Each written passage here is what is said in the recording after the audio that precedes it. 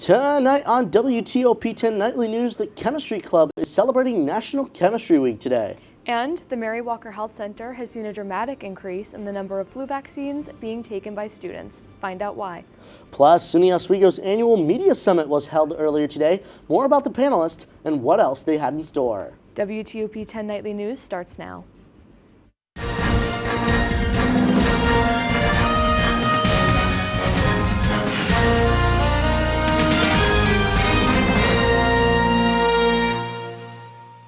Good evening and thank you for joining us. I'm Rob Finger. And I'm Michelle Smith.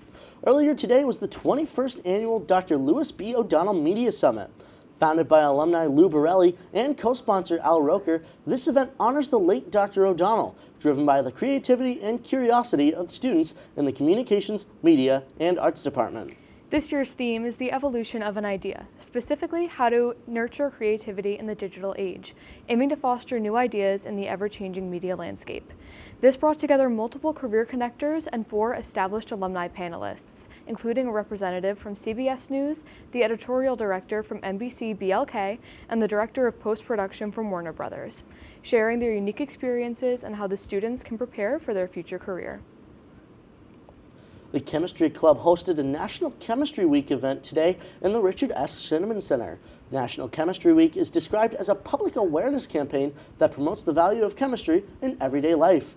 Today's event included science-themed activities, including a real-life periodic table of elements and hands-on chemistry experiments. The celebration ended with a chemistry magic show displaying the wonders of natural science. The International Student Association and the Money Matters team hosted a presentation to international students in Hart Hall today. The presentation was about financial literacy in America, highlighting topics about exchange rates, Credit 101, student employment, scholarships, and much more. Those who attended also met some Oswego peer mentors to learn about the topics and how to achieve success while at Oswego. All students were invited to stop by to gain more knowledge and maybe even become an expert in financial literacy.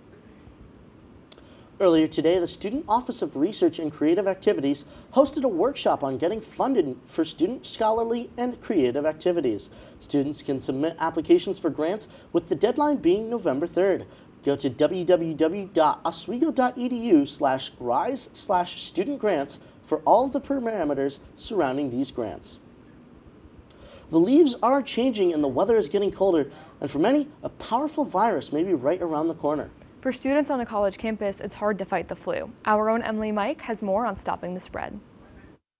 Many young people are not ready for this year's flu season. In Oswego County, young adults are the lowest vaccinated age group against the flu, with only 2% of 19 to 25-year-olds getting the jab. For Oswego junior Joe Seidman, the flu shot isn't an option. It's a necessity. I do get my flu shot every year. I've always found it effective. As someone with an autoimmune disease, I think it's best to take all the immunizations you have to prevent sickness. SUNY Oswego Director of Health Services, Angie Brown, says fewer students are getting the flu vaccine for a reason. There was so much that happened with COVID, and there's a lot of different beliefs now about vaccines. I don't think that people want it as much as they used to. Despite suspicions about the shot, Brown says it has many benefits in both preventing sickness and reducing the spread. They say it has somewhere between like a 30 and 50% prevention rate from preventing flu. The good thing about the vaccine is that if you have it, usually you'll become less ill and you shed less virus. You would have a lower viral load. That way people at home would have less chance of getting sick. According to Brown, a smaller viral load could be the difference between a case of the sniffles and a family outbreak. You really want to protect the people around you, right? So I always say to students here, you got to think about grandma and grandpa or your baby niece, right? Like, protecting you means you're protecting them. Despite the benefits, the health center ordered fewer doses of the vaccine this year. Imagine one of these syringes represents 10 flu shots. Just last year, the Dr. Mary Walker Health Center ordered 1,000 flu shots for students free of charge. This year, they ordered 50 to 100 flu shots. That's over a 90% decrease in 1 year. Though the health center has fewer vaccines now, both Kinney Drugs and Wayne Drugs in Oswego do offer flu shots. Joe hopes fellow students will at least consider it. Long story short, studies have shown that the flu vaccine is good. I think it's crucial. Emily Mike, Oswego Now. SUNY Oswego will host its final clinic of the season on October 28th in Sweatman Gym from 10 a.m. to 3 p.m. The weather has been pretty on and off recently, but when will this rain end? Let's take a look at your local forecast with Assistant Chief Meteorologist Ryan Murphy. Yeah, thank you guys. Lisa, I could not agree more on that. The weather's been really weird. It's been raining one second, sunny the next. You know, a few weeks ago it was sitting there in the 70s, and now it's cold and rainy. And speaking of cold, listen, it's going to get real cold at night now. You know, frost that's starting to become a concern in the morning. You know, something to really look forward to. Now, if you're wondering, when is this rain going to stop? I'm sick of it. I got some good news this weekend, especially into early next week. It's looking really nice now. Not too warm, nothing to get too excited about, but hey, sunny skies, right?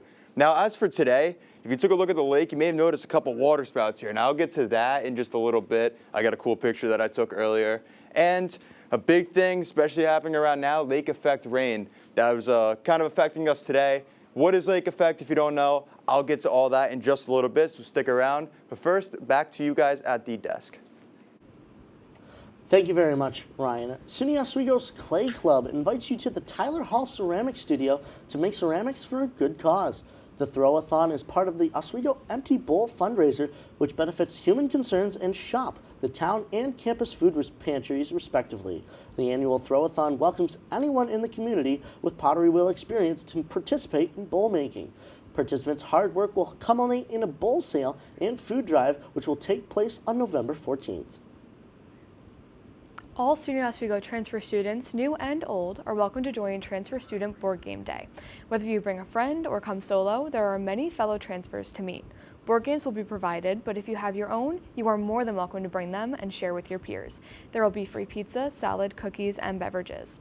To show appreciation for these students, this event will take place tomorrow in the Morano Campus Center, room 256 at 4 p.m. This Saturday, the College of Communication, Media, and the Arts is hosting an open house from noon to 2:30. The open house, spanning Tyler Hall and the new Hewitt Hall, will celebrate the completion of SUNY Oswego's Arts Corridor, following a combined $127 million renovation project. The open house will feature open studios, student demonstrations, live performances, and opportunities to engage with student creators, faculty, and staff who are shaping the college's creative community. Stick around, because after the break, we will be joined in studio for a live interview with the organizers of next week's HoloFest. Stay with us. If you like action, romance, if you're watching this, and highbrow humor, surface is this? Floor. Minch did not legitimately put his head in the toilet. there's only one place to turn. Tune in to new episodes of Oh boy! only on WTOP. Look at the number of disasters in the U.S. Chances are every area will deal with some kind of emergency in the next decade. And between school, sports, and social lives, chances are you won't be with your kids when it happens. Will they know what to do? Ready.gov/kids has the educational tools and information to make the conversation easy. When the time comes, chances are they'll feel prepared, not scared. So talk with your family today.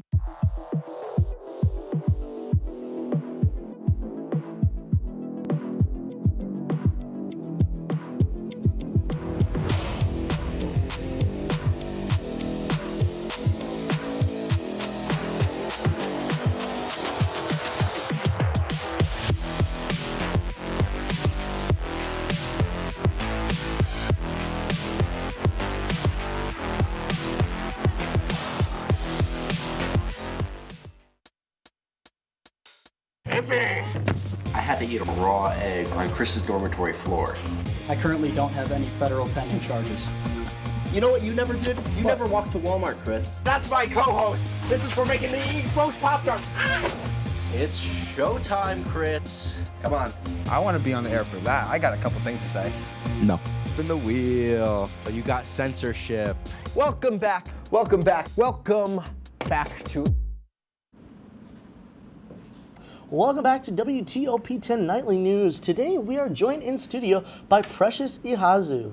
Precious is a part of SABP, and next Thursday they will be hosting a Halloween party on campus. Precious, thank you for joining us. Tell us a little bit about this event that you're putting on. Thank you so much for having me. It's an amazing opportunity to be talking with you guys. Well, I am Precious Ihezu, and I'm a part of SAPB, the Student Association Programming Board, and I brought up this beautiful idea of Hallow Fest, because Oswego doesn't really have a lot of Halloween events. So I was like, why don't we do a Hallow Fest in our school campus? So I was able to find a couple of activities where we'll have a haunted house, a haunted escape room, a haunted fashion show, and we got little bag decor, face painting, and a bunch of spooky food. So I would love for all of SUNY Oswego students and faculty members to come enjoy and have fun. It's all for free, and we also have a couple of prizes. So I really want you guys to come wear your best outfit, best spooky outfit, to come in, walk, and show us what you really got. And as well, we also will be giving out Ozfest tickets, TV, speakers, different type of prizes with the best outfits. So please come, guys. Yeah, I was about to say, so where did the idea come from to put this entire event on for Oswego? Well, for me, when I was appointed the SAPB director position, I was thinking of events that I've never seen in Oswego before. And I noticed that we never had a Halloween event, and Halloween was actually coming up. I'm like, guys, we should throw a Hallow Fest event. And I was like, Hallow Fest. Yeah, so I was like, why not? That's awesome. So you mentioned a lot of the different things that would be going on, things would be given away during this event. Yes. But why else do you think people should come to this event? What does this mean for the campus as a whole? Well, my goal was to incorporate different type of organizations, because we have Fashion at Oswego collabing with us, WTOP collabing with us. We even have Tempo from ASO, African Student Association, dancing for us. So I want to collaborate and bring a bunch of orgs to be able to work with us and show us their talent, to show the school what we provide in our school. And my goal is just to bring everyone together. I'm big on making sure everyone is a part of something. Even though we're meant for everyone, I just want everyone to know that, like, this is meant for you. All of this is meant for the students, for the faculty, for you to have some fun, because I know that school gets stressful, life gets stressful, this weather gets stressful, so it's like, this is a chance for you to express yourself, have fun, and have a memory to remember from your schooling in SUNY Oswego.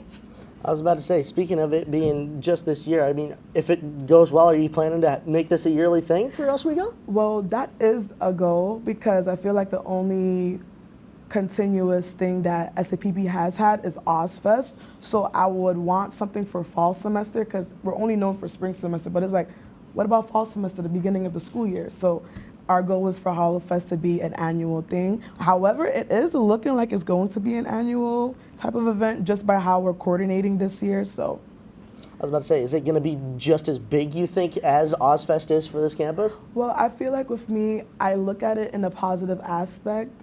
So I believe it is going to be big, very going to be memorable.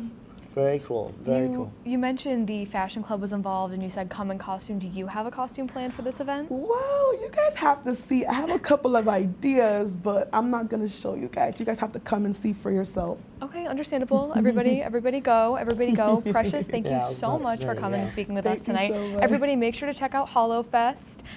Be there or be square, because you're going to be missing out on a lot. We have a lot to show you guys. Absolutely. Well, when WTOP-10 Nightly News continues, more on a local school that has been sitting vacant for many years and what the future might entail. And a condo complex in Fulton has been discovered to have not been paying their trash collection services.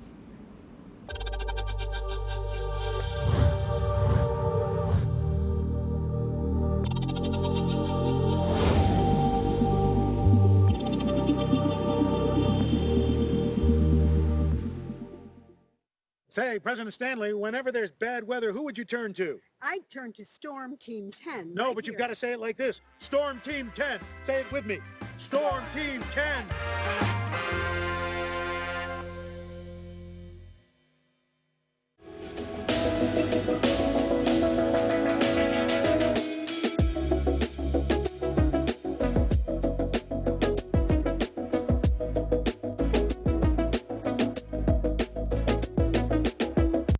If you like action, romance, you're watching this pod. And highbrow humor. Surface is this? Floor. Minch did not legitimately put his head in the toilet.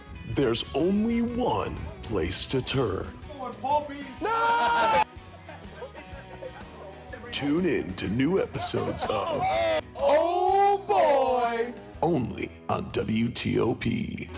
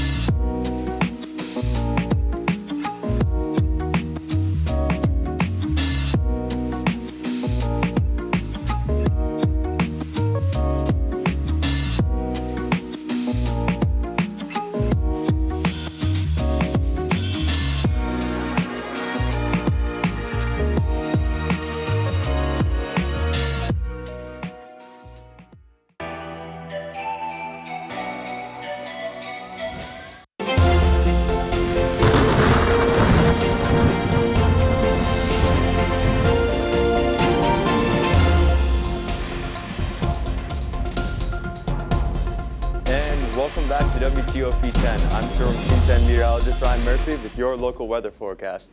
Now we're going to start off here by taking a look at our live satellite and radar. Now you may notice, a couple spotty showers here and there throughout the state, but our main event, that's right here, right over Lake Ontario. Now you may notice around this time of the year, there's always a lot of big showers sitting over the lake. If you're wondering, what is that? Now that's a little something we call lake effect. Now in this case, it's called lake effect rain. Now, you've probably heard the word lake effect before, especially lake effect snow. If you're wondering, what is lake effect? How does that work? I'll explain that to you real quick here. Now, during the summer, the lake is like to sit in the sun. It gets the suntan going. It gets nice and warm. Now, as for water, especially this amount of mass, it's very hard to cool it down, especially during the winter. Now, the water does get pretty cold, but not as cold as you think it would. So, during the winter, when you get that really cool, dry air, and it's sitting over this nice warm lake, it picks up all that moisture, and that's what creates your storms, like the one we're looking at right here. And hey, with lake effect, you get some fun things like what we had today, some water spouts. Now here's a picture I grabbed earlier this morning. Look at that thing. Now there's about 12 to 15 or so of these water spouts. We had a big outbreak today, one of the biggest we've had in a very long time. And if you're like, hey, I want to see a water spout, I haven't seen one yet. Tomorrow morning, you actually have a pretty good opportunity at seeing one. I'd say between 8 and 12 o'clock is your best opportunity to see one. Now, looking ahead here at our futurecast, for the rest of the night, a couple spotty showers will move on in throughout the night into early tomorrow morning, where you might wake up if you're going to your early 9 a.m. class. You might be met with a quick shower there. And it will kind of be like that throughout the day. A couple showers here and there. It'll also stay nice and cool, but these showers will move on out into the late night. And a couple clouds will roll on in into early Saturday morning, and it'll kind of stay like that until later into the afternoon, where these clouds will move on out. Now, that is something to keep in mind right there. Look at that cool 39 degrees. I'm about to put on a sweatshirt. Now, looking at our current conditions, it is a little rainy outside, the cooler 44 degrees. If you're stepping out there, going wherever you want to go, grab a rain jacket, grab an umbrella, keep yourself dry. Now, as for tonight, it's more of the same, some rain, some showers. And temperatures will drop on down to a cooler 41 degrees. Now, as for the rest of the weekend's, something to look forward to there. You got some hockey on Saturday. But for the rest of the week into early next week, the sun will come on out and it'll be nice out. Now, these cooler nighttime temperatures are something to keep in mind, with frost being a thing. That's all I got for my full forecast. Back to you guys at the desk. Thank you very much, Ryan. That is some crazy weather. Well, on October 20th, the New York State Police conducted an underage drinking initiative in Oswego County. Many passed the conduction, but Pigger's Liquor, located here in Oswego, and a Valero gas station located in Mexico were both found not compliant with the laws dealing with alcohol to persons under the age of 21. As a result, charges are pending for unlawfully dealing with a child, first degree, and prohibitive sale of alcohol to a person under 21 years old. A dispute in the city of Fulton questions years of unbilled trash collection services for the condominium complex at 129 Cayuga Street. Former Councilor Ryan Taylor found the property hadn't paid for city services until late 2024, calling it an oversight and an ethics issue. Condo resident James Hanlon says a 2007 deal allowed shared dumpster and denies any wrongdoing. The city found no record of that agreement but confirmed the billing was resumed with back payments still under review. Oswego musicians, don't miss your chance to perform in Harborfest. Heading into its 37th year, local musical acts are filling up performer slots for the Oswego's Music Festival as quick as ever. Oswego Harbor Festivals Incorporated reminds prospective acts that the deadline to apply for a slot closes on November 10th. Harborfest 2026 will take place from July 23rd to the 26th with live performances, food vendors, and other attractions. Well, Oswego hockey is back and in full swing. Here to tell us more about the men's hockey team's first win is sports reporter Jenna Van Tom. Thanks, guys. The Deb was packed on Saturday night when the men's ice hockey team won their first exhibition game 8-3 against the St. John Fisher Cardinals. It was a higher energy start as both Lakers and Cardinals battled for early possession of the puck. The Cardinals earned the game's first power play, but a strong Oswego penalty kill flipped the momentum. Just 3.5 minutes in, junior defenseman Travis Baker blasted a one-timer to put Oswego first on the scoreboard. The Lakers built off that spark, gaining 2 more back-to-back goals just past the midway point of the first before St. John Fisher answered back late in the period. Team captain Matthew McQuaid capped off the first with Oswego's 5th goal for a 5-1 lead.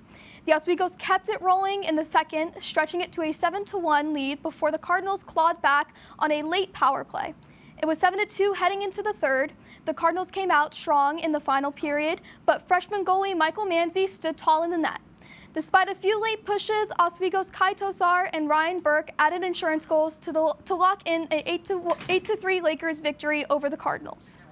Oswego's next game is against the Nazareth Golden Flyers this Saturday at 7 p.m. in the Deb. Stay tuned for more. After the break, we have Luke Belanger with more sports. When you look at the number of disasters in the U.S., chances are every area will deal with some kind of emergency in the next decade.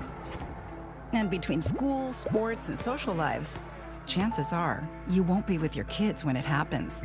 Will they know what to do?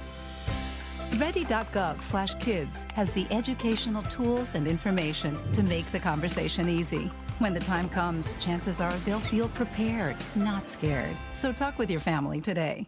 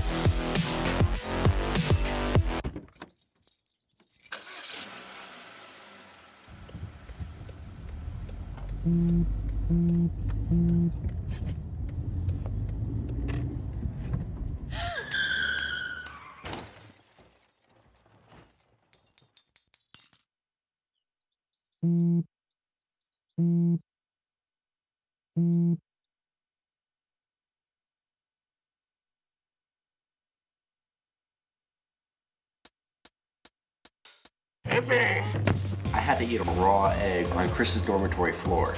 I currently don't have any federal pending charges. You know what you never did? You never walked to Walmart, Chris. That's my co-host. This is for making me eat roast Pop-Tarts. It's showtime, Chris. Come on. I want to be on the air for that. I got a couple things to say. No. Spin the wheel. But you got censorship. Welcome back. Welcome back. Welcome back to...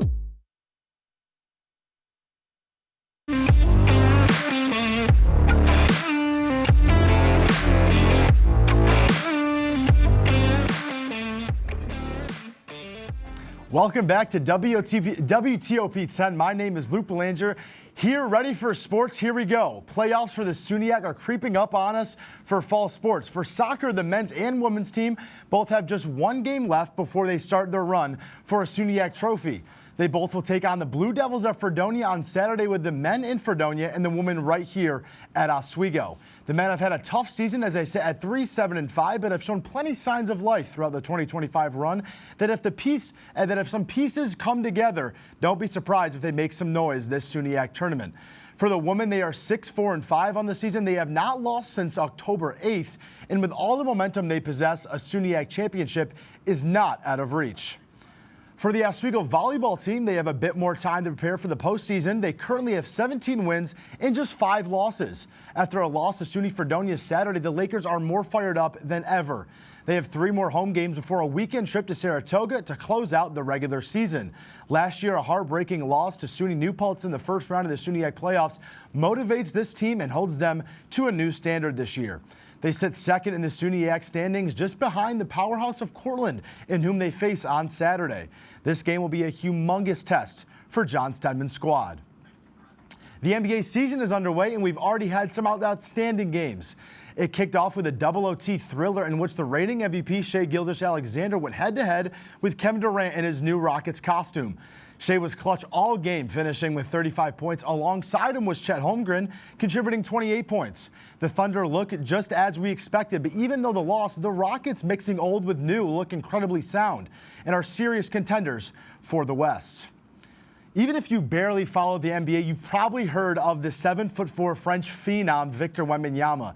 The most must-see TV guy in the league played last night, and let me tell you, it was in fact must-see TV. Wembanyama had 40 points and 15 rebounds and didn't turn the ball over once, not even once.